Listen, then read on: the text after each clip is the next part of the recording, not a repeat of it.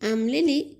Welcome to Art Around the World, where we discover diverse art forms and crafts from different cultures.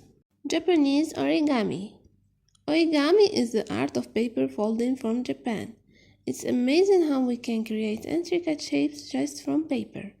Each fold tells a story and reflects Japanese culture. African masks. African masks are used in ceremonies and storytelling.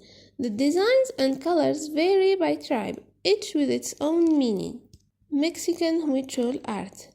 Huichol art from Mexico uses colorful beads to decorate objects like bowls and sculptures. It's a beautiful way to preserve the traditions and stories through art. Before we continue, please don't forget to like, subscribe, and share this video with your friends. Chinese brush painting. Chinese brush painting emphasizes simplicity and harmony with nature.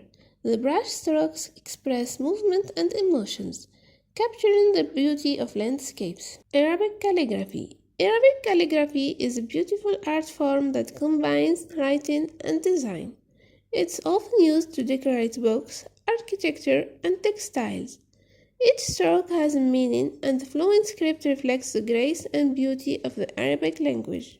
Inuit soapstone carving.